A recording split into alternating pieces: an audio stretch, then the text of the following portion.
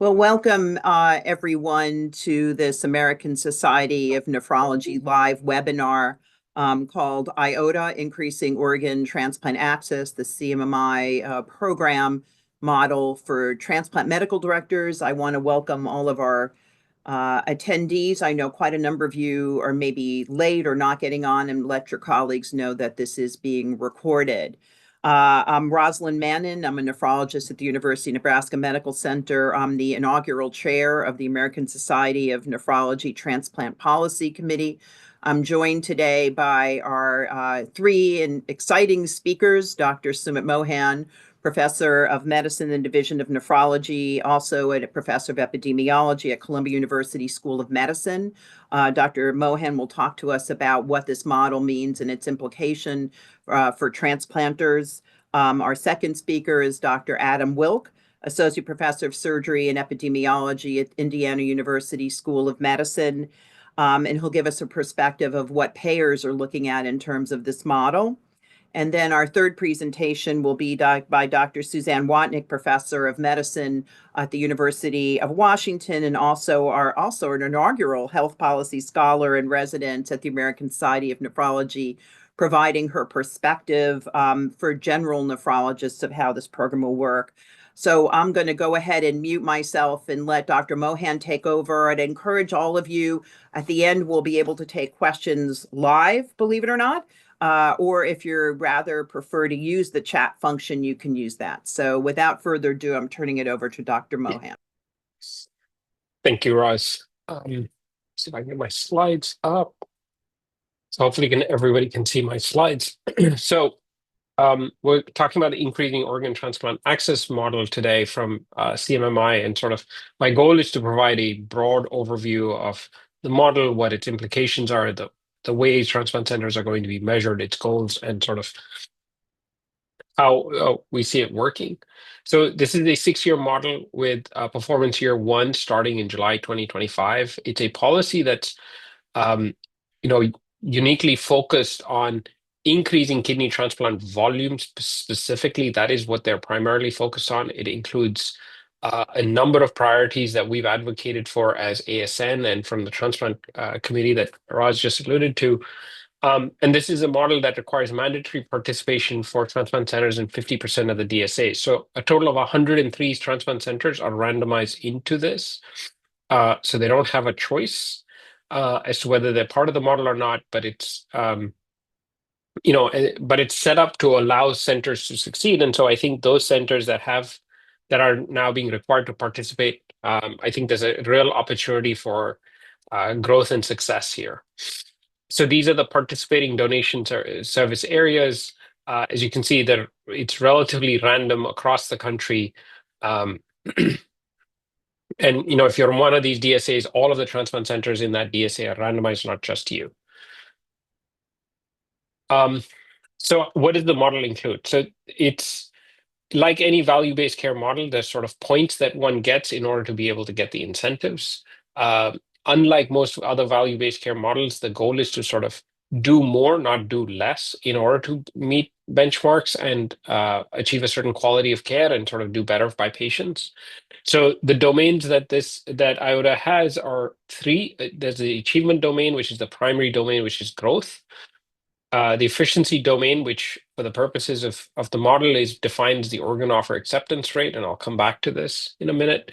And quality is composite graft survival, which is the ratio, which also we'll talk about in a minute. So it's a total of 100 points. 60 points out of the 100 come from growing your transplant program. So what does this actually mean?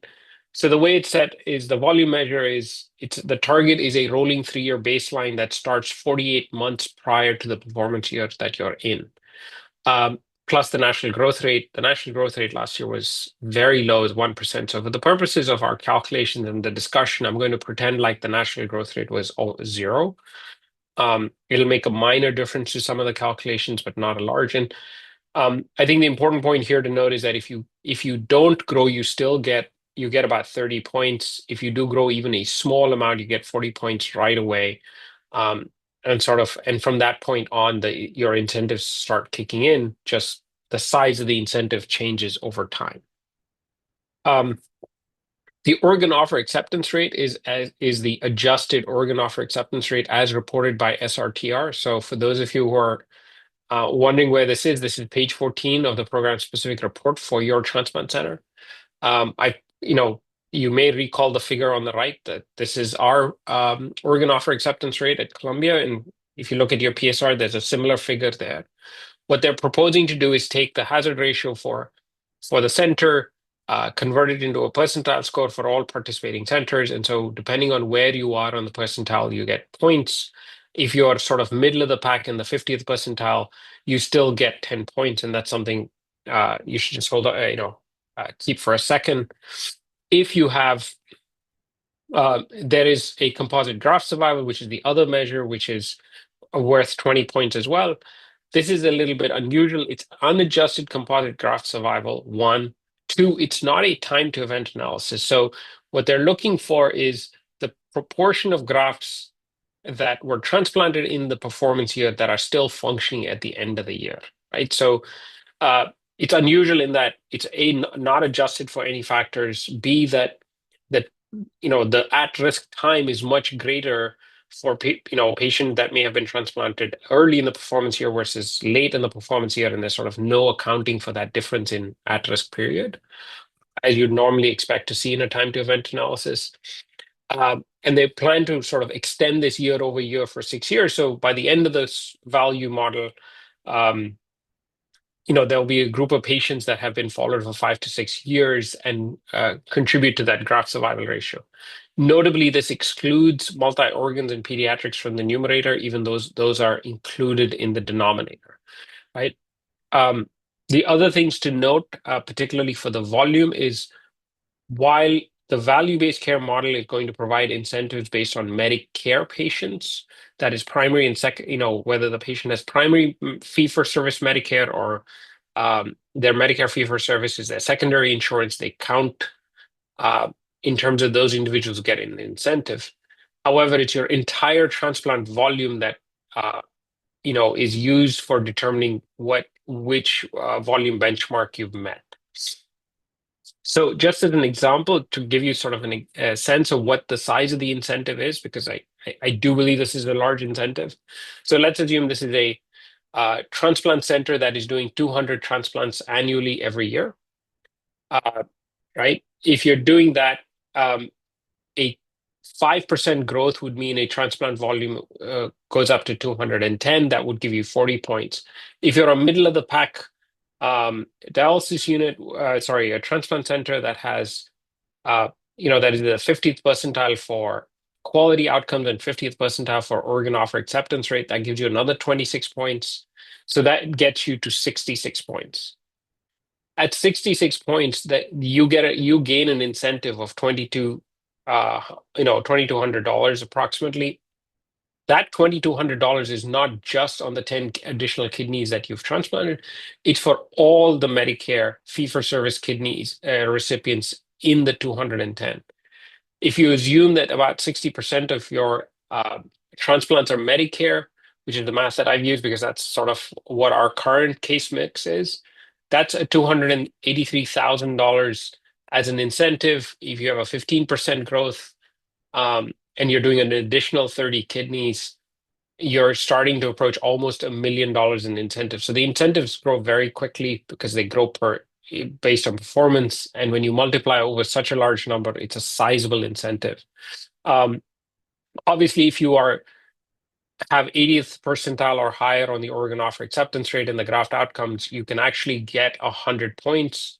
100 points for this transplant center, if they actually meet their full volume goal, would imply an incentive of over $2 million. The key thing to note here is this is the incentive. This is not the DRG payment. The DRG payment is separate. So you continue to sort of also benefit from the increased revenue from having a larger transplant program. The other sort of important aspect here is, the incentives required or investments required to be able to create this growth and to sustain this growth year over year are largely going to be on the pre-transplant side. And as the IOTA final rule has sort of clearly emphasized on multiple places in the rule, they expect the investment to happen on the pre-transplant side, and therefore should be listed on the Medicare cost report. So not only are you getting a very large incentive, your investments are going to be sort of largely paid for the Medicare cost report. So from a financial perspective, this is a real win for transplant centers that should be trying to grow. Now, the question becomes, is this realistic? If we're talking about a 25% growth rate, and it's not a 25% growth rate year over year, right? It's a 36-month rolling average that starts 48 months before the performance year. So just as an example, if we're talking about performance year one, we're going back, that's 2025, it's starting in July 2025. The rolling average starts in July 2021. Right. So if this is a transplant center again that was doing 200 kidneys every year, let's assume these are the purple, the 3 purple years are the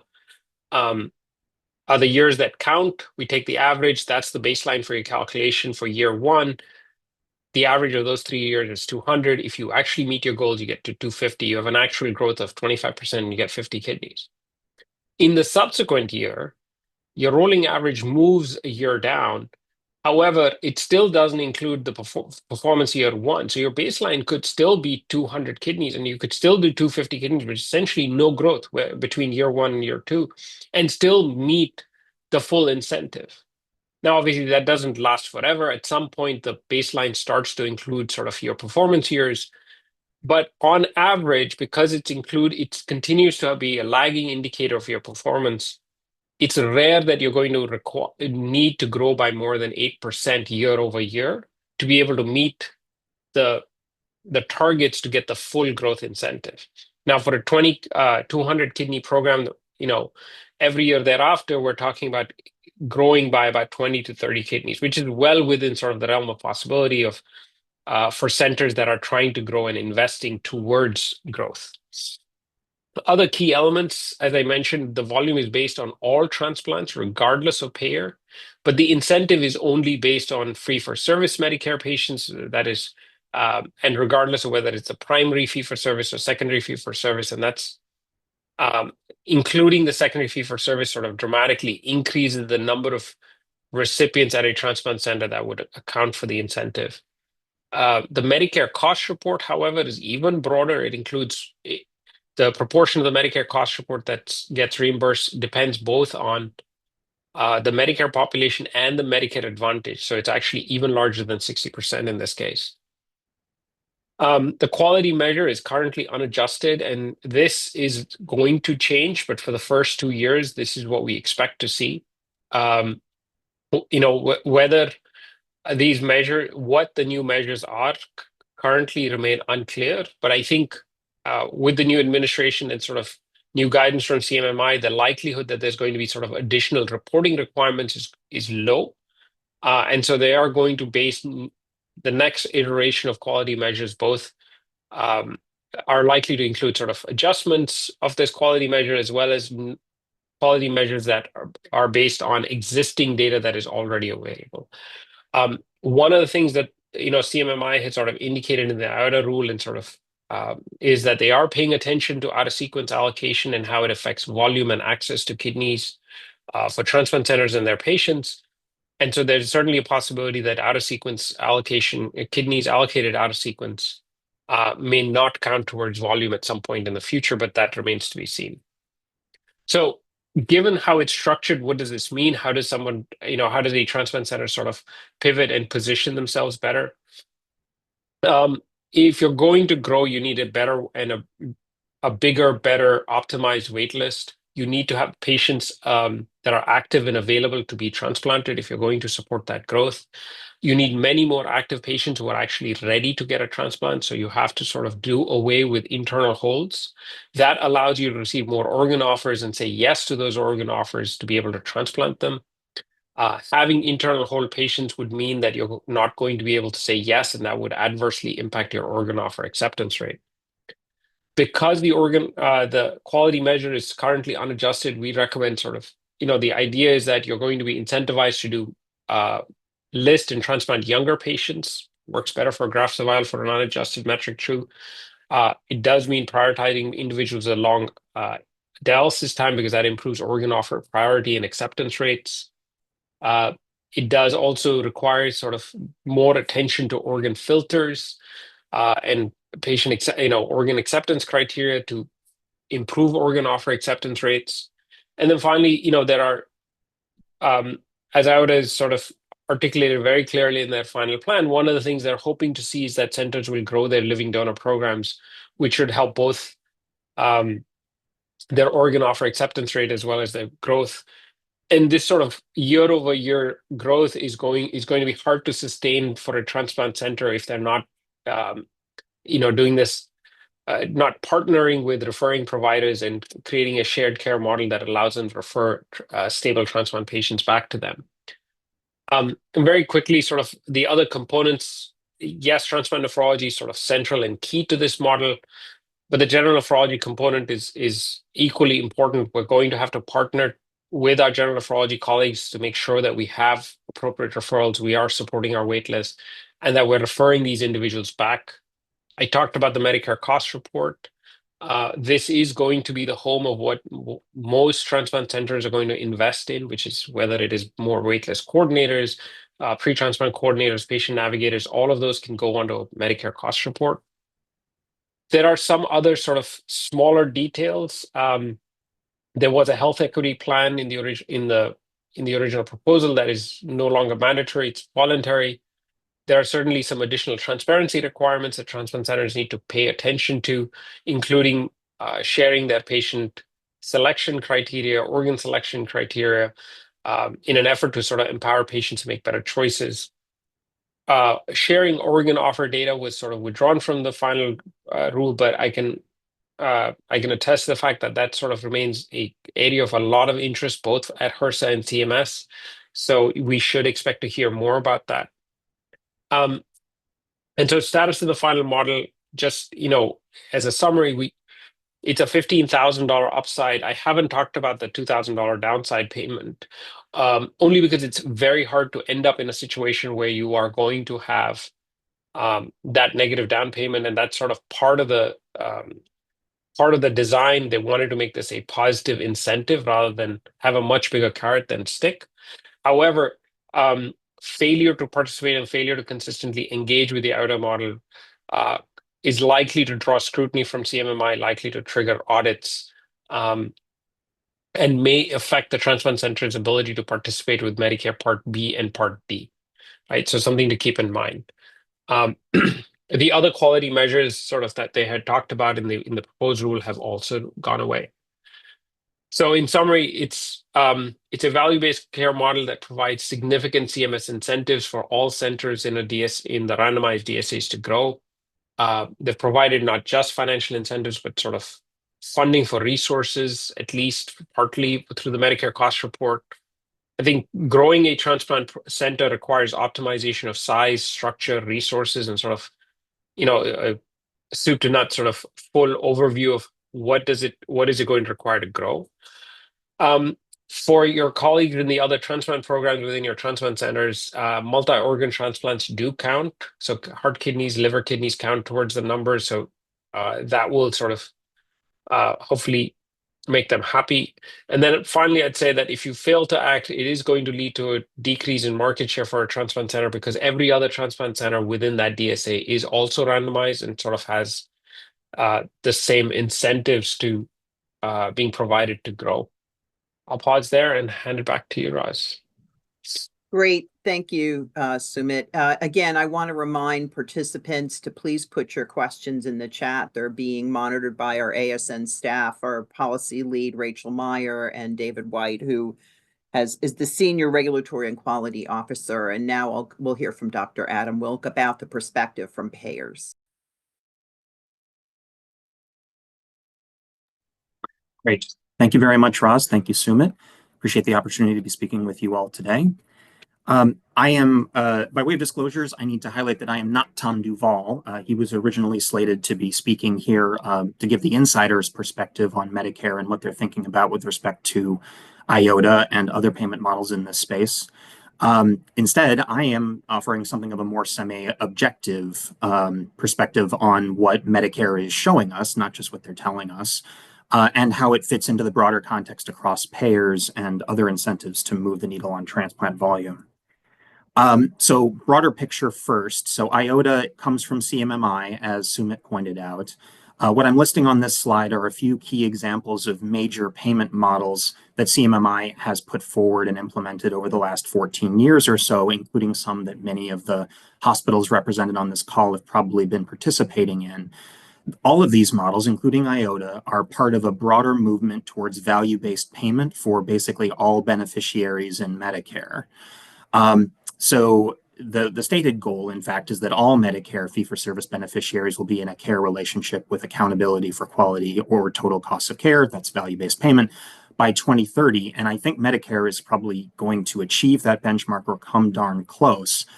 So it should reflect everyone's expectation that value-based payment is coming for every part of the Medicare benefit.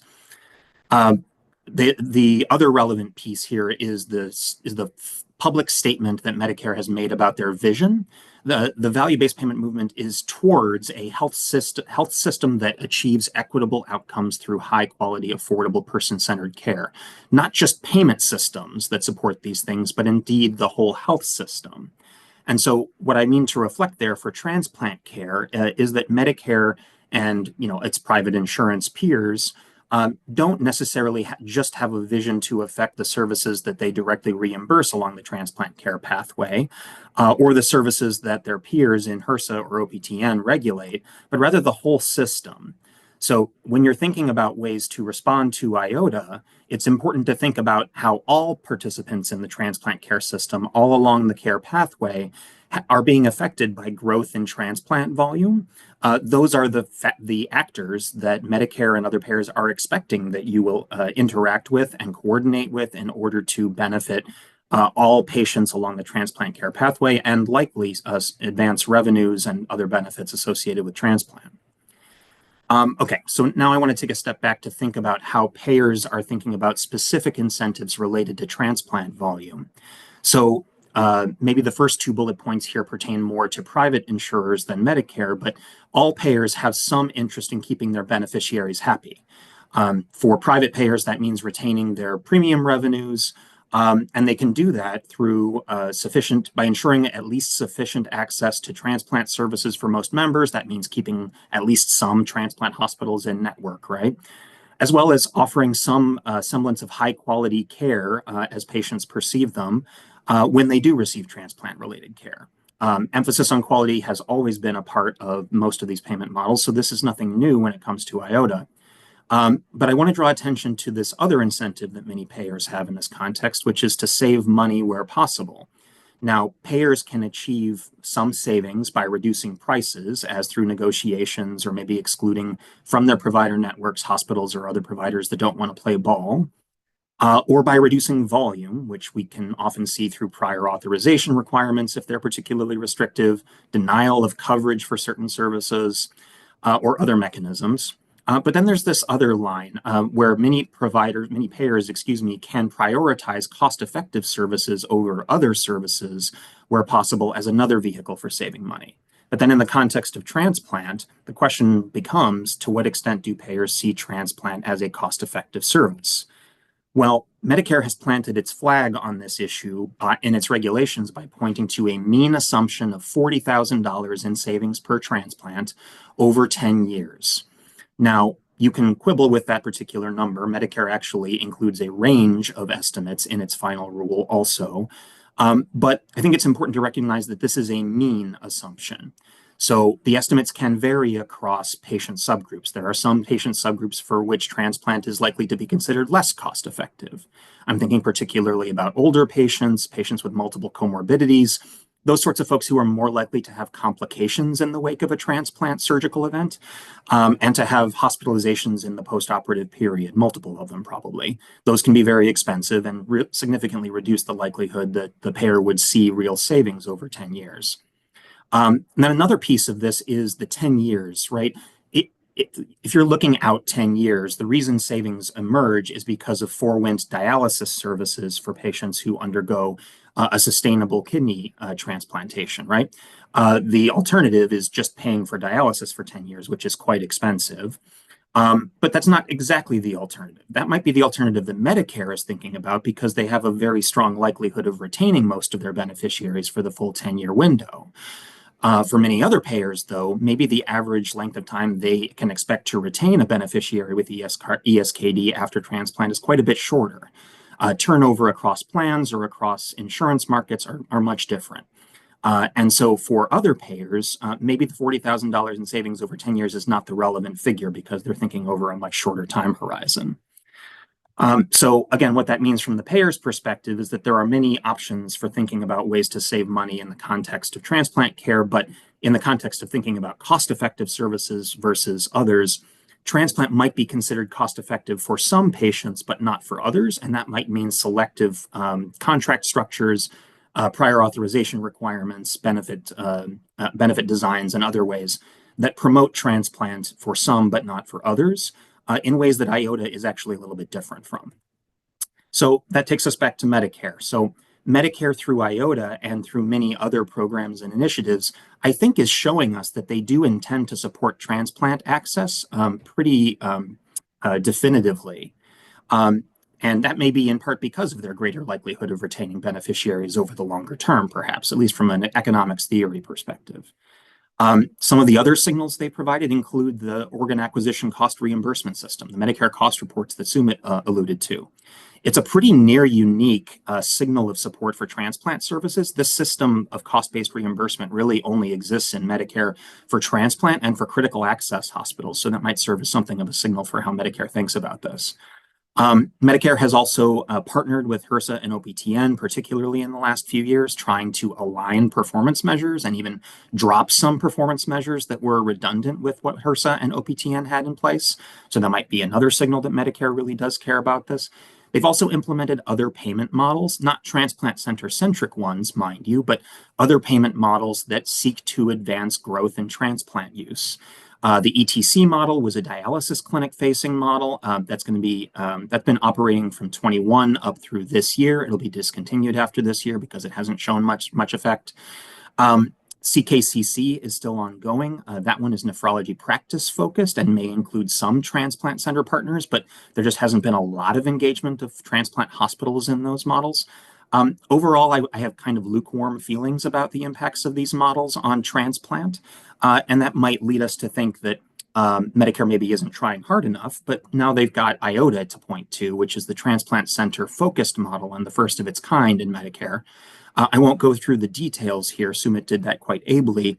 But this model, I think, is probably the strongest indication yet that Medicare is putting its money where its mouth is with respect to its shown intentions to support transplant access nationwide, and not just for Medicare beneficiaries. Like Sumit pointed out, the benchmarks, the performance metrics are tied to total transplant volume rather than just for Medicare beneficiaries. So that leads me to think they're taking this pretty seriously. And so I'll speak a bit more to what that means for your lines of business. If you don't know if you're in an IOTA model, though, I would strongly encourage you to find out. There are plenty of resources available online. There's the website here. And that's about all I want to say about Medicare for now, but certainly Medicare is not the only game in town. ESKD beneficiaries enrollment in Medicare Advantage plans has grown really rapidly, especially since 2021 when policies changed related to that. And so it is important to think about how other payers in the landscape are going to handle transplant payment and services over the next several years. And honestly, the answer is we don't really know. Medicare offered some hopeful notes on this, suggesting that their optimistic MA plan's center of excellence criteria might well be aligned with the incentives they've structured under IOTA, but they don't know. I think there's some hope implicit in here, though, that transplant hospitals' central administration will negotiate with MA plans and other private payers to try and improve the alignment of performance metrics and contract terms with IOTA. Particularly among IOTA participating models. So if you're a transplant program that doesn't really know what's going on in those negotiating rooms between central administration and your private payers in the community, now might be an opportunity to talk about that and try to have a more active conversation about how to align performance metrics so that you can, in your transplant center, all pull on the same end of the rope. So there is some evidence so far on what's going on with MA in this space. We do know that in recent years, they have been disproportionately enrolling individuals with historically lesser transplant access, including Black individuals, individuals with both Medicare and Medicaid insurance. And they also tend to, these populations also tend to turn over quite a bit and, switch between plans or switch from MA to traditional Medicare. So again, there might be concerns that MA plans and other private plans might not be looking at these beneficiaries as long-term investments in the same ways that Medicare might. And then there's some more recent evidence coming from Joel Adler, myself, and some colleagues suggesting that on average, Medicare Advantage beneficiaries tend to have lesser access to the wait list or to transplantation than their fee-for-service Medicare peers. We need to dig into why that is and to what extent it's a function of one versus other of the mechanisms that I referred to earlier. And there's still much more to be done here to better understand that, and to what extent any further efforts by transplant programs to better align incentives and payment contract terms between payers might actually close the gap. So for key takeaways, for those of you who have been selected to participate in IOTA, I just want to reiterate that I think IOTA is one of just many signals that Medicare is giving that you can take advantage of to support your transplant program. The cost-based reimbursement system, the Medicare cost reports, is probably significantly underutilized at many programs. And so if your program leadership and your your central administration leadership have not gotten on the same page about better ways to fully maximize what revenues you're bringing in through that mechanism, now would probably be a good time to have that conversation, just because IOTA is coming. And so now is the time to talk if you haven't started talking. But then with respect to other payers too, again, it's hard to say to what extent they will adopt some of the terms in IOTA. Historically, many private payers have followed Medicare suit with respect to many payment models, but given the differences in incentives between payers, I'm not holding my breath for private insurers to follow all of the incentives Medicare is putting on the table. But that doesn't, again, preclude you all from pushing in negotiations to harmonize performance measures where you can. So with that, Roz, I'll turn it back over to you. Thanks.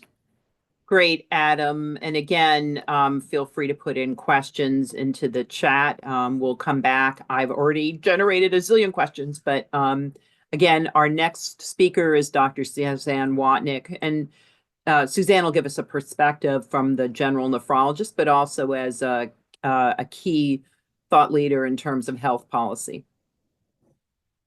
Thanks, Roz, so much. And just listening both to Sumit and Adam, I feel like I've learned a lot more from this, and I hope others as well. So I wanted to bring a little bit of perspective from the general nephrologist. We actually had a conversation with general nephrology practices and got a number of questions. I thought it'd be really helpful to first share what does some of this mean for general nephrologists, and then share a few of the questions that I've gotten that really helped to reveal what people do or don't know about this model in the general nephrology space. So first of all, for general nephrologists, you saw Adam display the transit map of how people go through accessing transplant. Well, I would just emphasize for the general nephrologist, you don't see a big emphasis of that pre-renal transplant time and the post-renal transplant timeline out more than the first year, really. And this is the opportunity to partner. And so, a number of nephrologists have been subject, and they feel that they've been subject to a lot of the value-based care models that we've seen through CMMI. And one of the biggest questions that I've gotten is this going to happen? And the answer is yes, at least as far as we know. You heard that there will probably be retiring of the ETC model early. I'll talk about that a little bit more in a second, but the IOTA model is happening and it starts in July. So we're in the process of getting ready. So this is the opportunity for those of you who are randomized to the model to bring in the transplant nephrologist and the general nephrologist to hear what this means for them and how they can improve the system for their patients. General nephrologists are very eager to get their patients transplanted, as you know, And, they sit, depending geographically where they are, with patients, holding their hands, because we know that 12 patients die on the kidney transplant wait list every day, even if they are lucky enough to get on that wait list. So I think just first of all, what does it mean for me, for general nephrologist?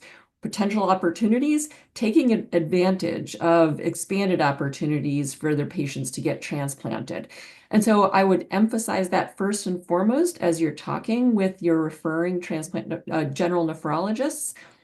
You may have a general nephrology practice or two or three that you're tightly aligned with, who always refers all of their patients to you. Wonderful.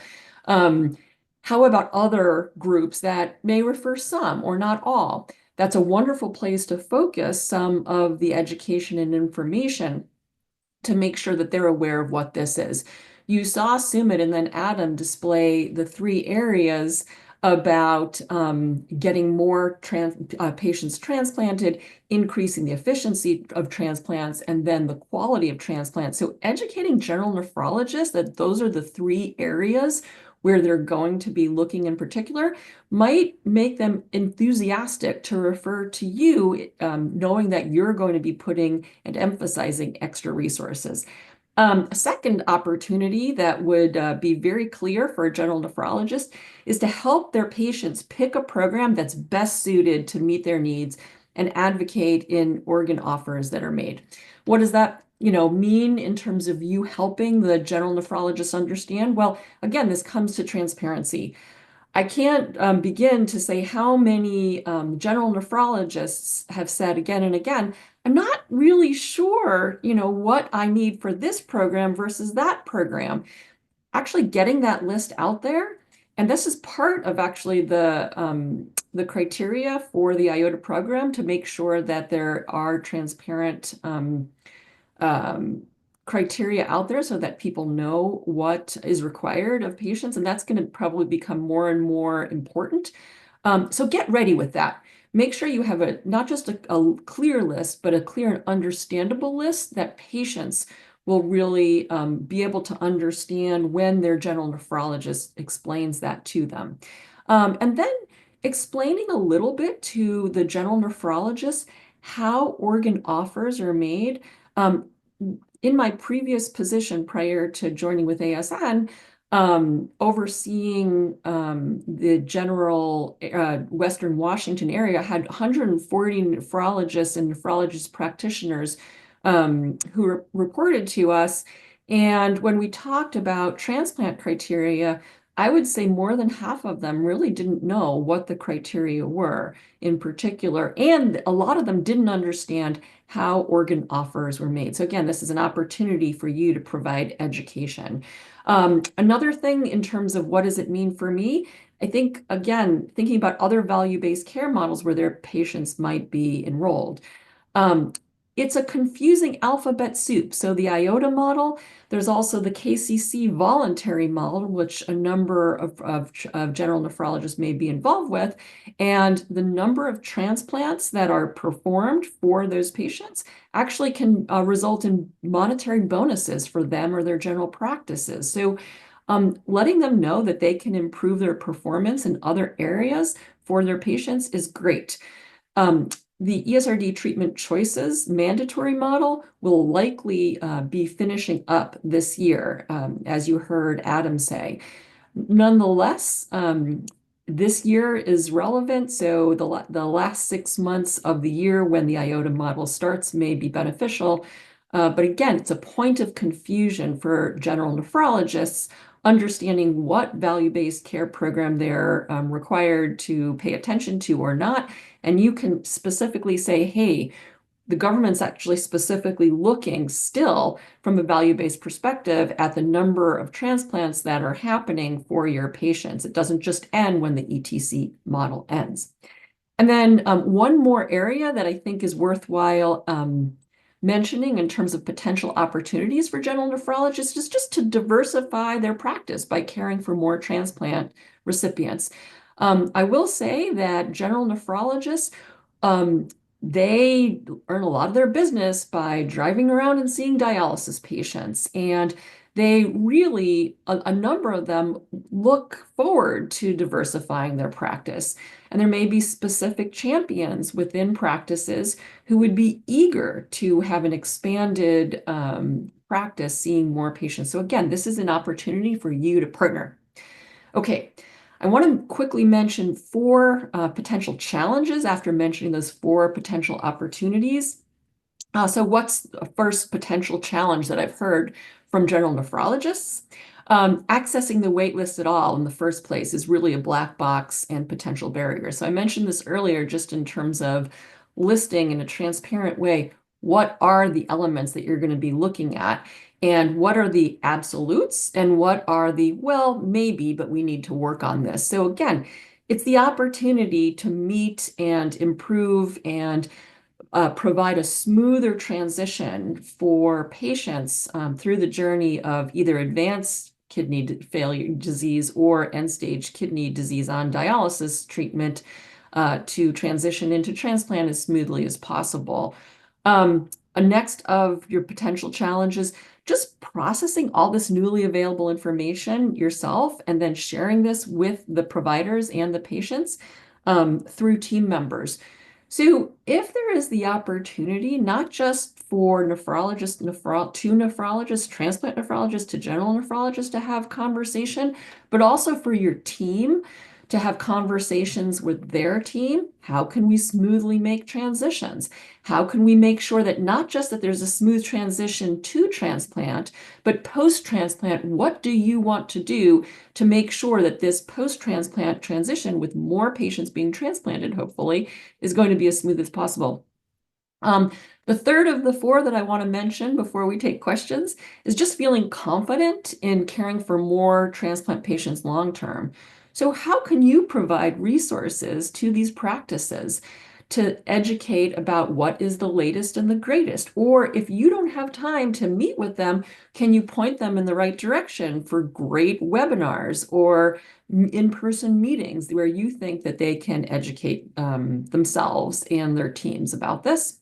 And then last of all, this is actually a flip side of one of the potential opportunities. Another potential challenge is remuneration for post-transplant care. So believe it or not, post-transplant care actually compensates a little bit less than for dialysis care, or a little bit more than a little bit less, depending on what the situation is.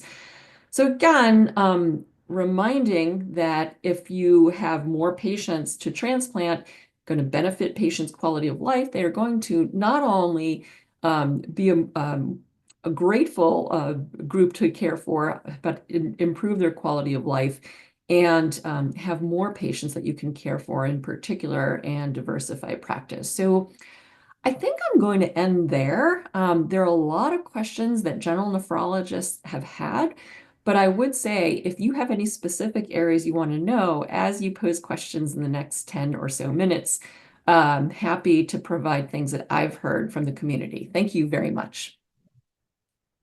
Thank you, Suzanne. We're going to open it up to the audience for questions, so you can put them in the chat. So I have been taking plenty notes, and I'm going to start off by asking first Sumit and then Adam. Both of you have emphasized the Medicare cost report, getting more resources, whether it's, coordinators, APPs. I often feel as a transplant nephrologist that no one is listening to me, even though I might be the medical director and have this incredible knowledge base. Are there any suggested ways of getting your administrator, your C-suite, head of nursing, how, obviously getting OR access is another great one that I hear a lot of complaints about. Do you have any suggestions about this? Practical suggestion. It's a fantastic question and a hard one. So I think everybody knows about the Medicare cost report.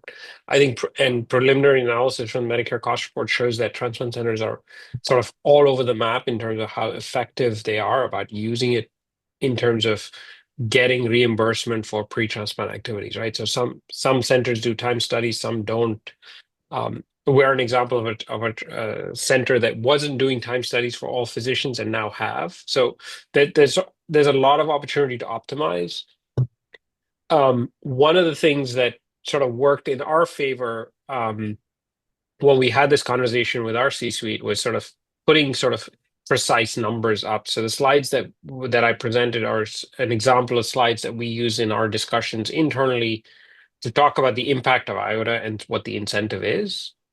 And then also talked about strategically where are the other sources of financial revenue that would support this, right? So if you are a transplant center that is, say, for example, a heavy user of belatacept, there's a large infusion suite sort of revenue opportunities, particularly if you use 340B drug pricing.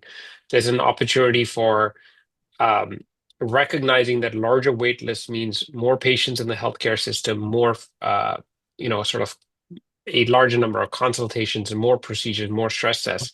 And so being able to quantify that and recognizing that kidney transplants also have a halo effect for the healthcare system, right? Where they bring in other patients, they also sort of increase the amount of care patients get at the center. So it's a global conversation that needs to be had on multiple occasions because yes, if you're in the C-suite, the transplant group's competing against the hip surgeries and the cardiothoracic surgeries, and so we have to sort of make a compelling argument that we're bringing many more patients and we're providing sort of opportunity for the entire healthcare system. And I think your numbers your calculations are very specific, and I think it really helps. Adam, any other thoughts about the payer issues and any other pushback or engagement that you can think of? I think Sumit's answer is probably better informed than mine on this. I would just point out that in the broader payer landscape, if the C-suite is very forward-looking, then they will want to care disproportionately about private insurance in this space relative to Medicare. And unfortunately, we know a lot less about what's going to happen in the private insurer space and MA than we do about Medicare. Now, Medicare remains the largest single payer of transplants in this space. And so fee-for-service Medicare should be where our eyes need to be for at least the foreseeable future. And that's when IOTA is happening. So I think now is really the time to start those dialogues to the extent they are not happening now, and to capitalize on this opportunity to invest in the transplant program to give it the best firm footing to jump in volume. The longer you wait, maybe the harder the conversation is going to be. Great. I have a number of other questions, so I'm going to try to move them around so all the speakers get it. And again, to the attendees, please put your question in. I don't want to monopolize it, but I just have a lot of thoughts. We talked about Suzanne, the general nephrologist engagement. I think we have a known manpower crisis in transplant nephrology and in nephrology in general. And so I would appreciate hearing more of your thoughts about, and Sumit as well, are we practically going to have this huge or bigger population that we need to care for? And I know that because I talked to my colleagues who were thinking, 8% increment, okay, if it depends on what your denominator is and how are we going to manage this. So Suzanne, you had brought up some thoughts about general nephrology and outreach, from what I heard. Yeah, absolutely. And so this has come up a few times. Thanks for bringing this up. First of all, transplant nephrology is so rewarding. I'm speaking to the choir here, so I'm not sure how loudly I need to say this. But what I would say is this is the opportunity to really speak it up and to let people know that within the nephrology programs, that this is a great opportunity, that you will have increased jobs, increased potential job satisfaction if you pursue the extra year of transplantation.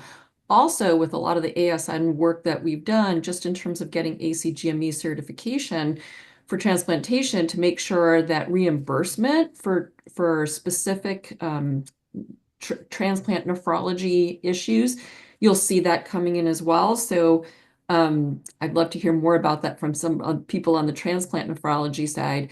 But it is an opportunity. And the other thing is program directors in general. So the nephrology program directors is a relatively untapped group. And that's an area where you actually can make sure that there's education around the benefit of transplantation and making sure that there's the ability to match people who have interest with the programs that are available. And from what I've heard in a couple of programs, there's been increased interest in general in transplant nephrology, but the positions still are not all filled. So it's really an opportunity to bring people to that space because it is going to be a workforce need. There's no question at all about that. Suman, I don't know if you have other comments about that being on the front lines, but love to hear your thoughts. Yeah, so we actually are experiencing something slightly different. We're actually seeing sort of a decrease in application into the number of people applying for transplant nephrology, and I think that's a challenge. Despite the fact that I think in some ways it's a very exciting time, right? So not only have immunosuppression sort of options increased, patient outcomes are dramatically better than they were, um, and there's sort of the science of it is also exploding with xenotransplantation, organ preservation technology. And you'd think that all of those things would lead to sort of much more interest, and certainly that's a continued hope. Um, I think we have to sort of do a better job of marketing what the role of the transplant nephrologist and sort of what it looks like, and partner with general nephrologists. And I think the conversation with program directors is probably a fantastic suggestion. I mean, I think one of the challenges with a lot of transplant general nephrology fellowships is the exposure to transplant nephrology is the inpatient, patients that are not doing well, and the complex rejections, and the people who are having infections that need to be admitted for, IV antivirals or antibiotics, and they don't get to see sort of what is really bread and butter transplant nephrology, which is patients doing fantastically in the outpatient setting.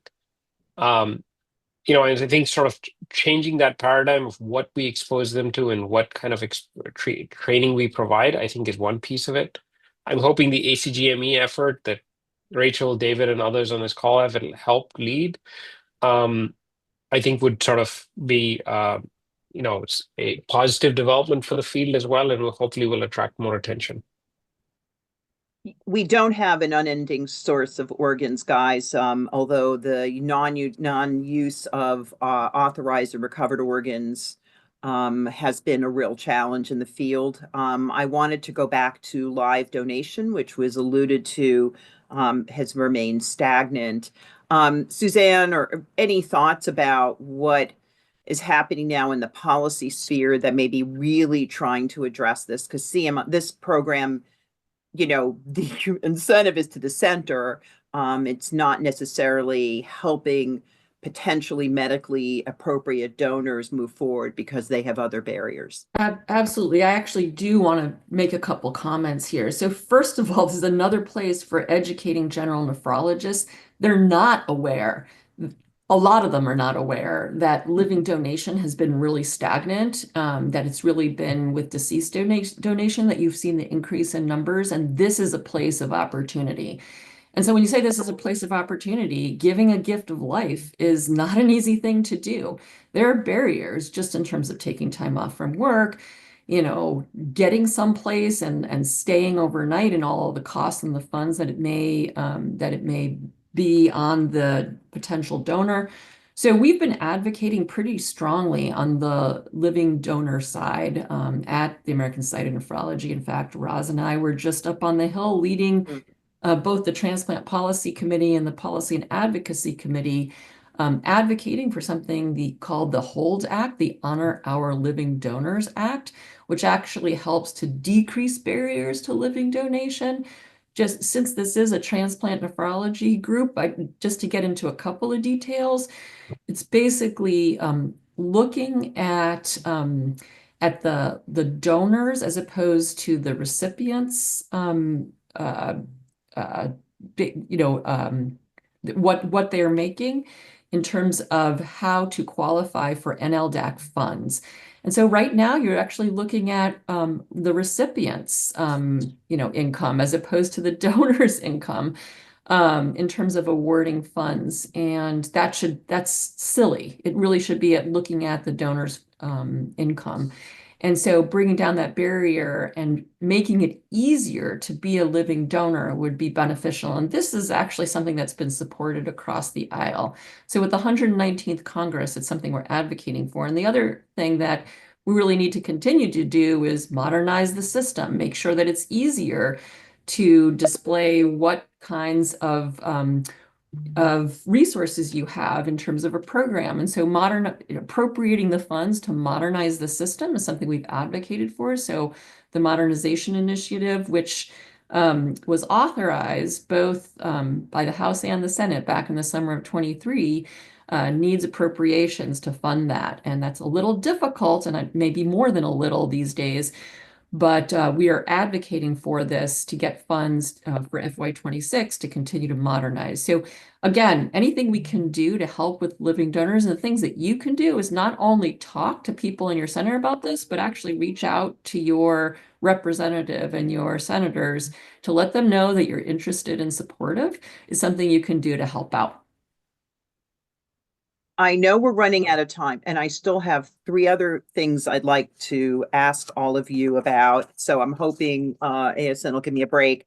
One of the things that was mentioned, Sumit, was the wait list and wait list optimization. I think that's been underemphasized, and having been at a program where our wait list was massive, again, are there any particular strategies, a large center, a high volume center? I mean, we're a high volume center, but we have a small wait list. It turns over. Any thoughts? So I think, this is sort of, I think, an under-recognized part of a well-run transplant program. So there are a couple of things. One is removing what a lot of transplant centers do, which is people who are internal hold, they're not ready for transplant, but you've allowed that individual to stay active on the wait list. I think inactivating individuals, one, does help your organ offer acceptance rate, but also highlights for the transplant coordinators that this is somebody who needs an intervention or has needs to be recontact within a certain time frame to activate them, and sort of makes it clear what your active population is, right? It sort of makes it very apparent when you get organ offers, you only have a small number of active, blood group A, blood group B patients. So that's one sort of important aspect of this, I think. The other part is sometimes I think cohorts get too large and evaluation times start elongating. We as a center sort of pay very close attention to the amount of time from referral to evaluation. That is actually going to be something that hopefully will also be a measure that's being reported to OPTN in a few months. And I think that's a measure that's critical, because if you can get somebody on the wait list in a relatively short period of time, that allows them to sort of stay active without tests expiring and sort of being able to accept organ offers.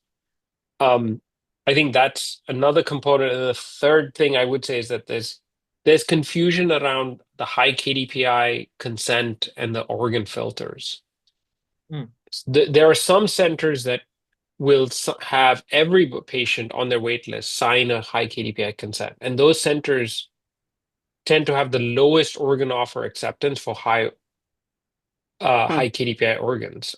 And there are some centers that don't consent patients and therefore never get the organ offers and therefore don't take organs.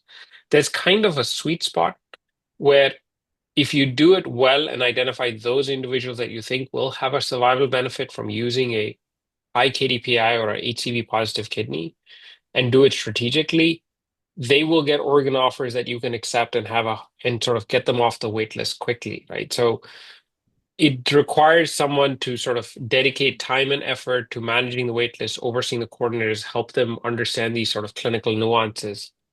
And you can put that on the Medicare cost report, right? That the amount of time and effort that somebody does when they're doing this sort of non-billable activity of managing the wait list in partnership. I think your points are excellent. And again, some of it is nuanced. I don't think necessarily if you're a new transplant medical director or freshly minted. I mean, some of the things you mentioned, really, I learned on the job, which is kind of sad. So maybe this is an opportunity for ASN to provide some additional education. We've really focused a lot on the center, and I wondered before we end if we could talk a little bit about the patient. I think Suzanne alluded to this, finding the right center, and I think like the SRTR now has a website where they can pop in some factors about themselves and look at their likelihood of transplantation, and I'll have to get that link to share. But any other thoughts about, how do we, someone said, oh, I don't even know where I am on the wait list, or, a general nephrologist doesn't know. Well, I'll tell you, I'm an expert and I don't necessarily know. Are there things we can educate our patients, including this offer acceptance? I think a lot of times patients are reluctant to hear about high KDPI, as you point out. Any other thoughts? I think there's a lot of interest around sharing organ offer acceptance and sharing sort of real time, whatever real time actually means, the status on the wait list. So, there's the recent letter from HRSA to OPTN has also emphasized the need to think about how organ offer data is shared.